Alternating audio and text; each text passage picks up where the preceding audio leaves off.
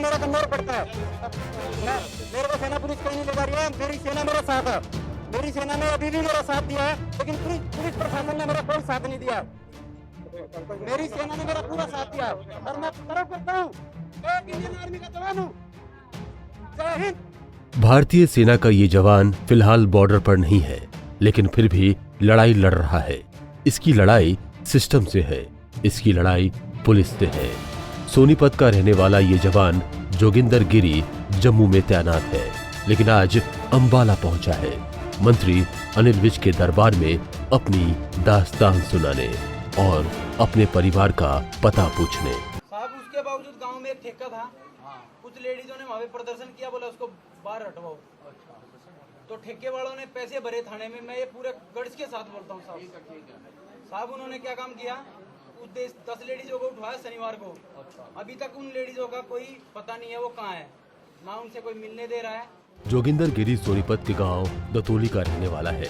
जवान का कहना है कि इसके गांव में शराब ठेके का कुछ महिलाओं ने बीते रोज विरोध किया, जिसमें उसकी मां भी शामिल थी, लेकिन पुलिस वालों ने शराब ठेकेदारों के साथ मिलकर विरोध को दबा दिया और अब वो सभी महिलाएं लापता हैं, जिसमें उसकी मां भी शामिल है। प्रदर्शन किया था, प्रदर्शन करने के बावजूद भी उनको आज 10 दिन हो गए वो गायब है, उनका कोई अता पता नहीं है।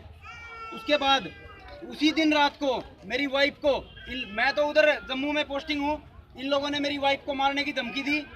बोला अगर तुमने ज्यादा कार्रवाई की, तेरा हस्बैंड तो उधर आर्मी में है, हम तेरे को देख लेंगे। थाने में सोचो ना, मेरे साथ फोन पे यूनिट में बैठे बैठे उसने मेरे साथ बदतमीजी की।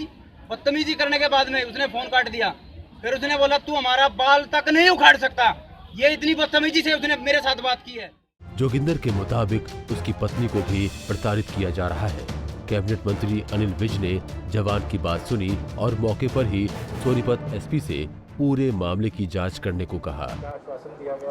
बिल्कुल, मैंने तुरंत एसपी सोनीपत से बात की है। वो सोनीपत का केस है, सोनीपत से यहाँ पर आया था और एसपी सोनीपत ने कहा कि वो इस मैटर में तो पूरी तरह से कार्रवाई करेंगे।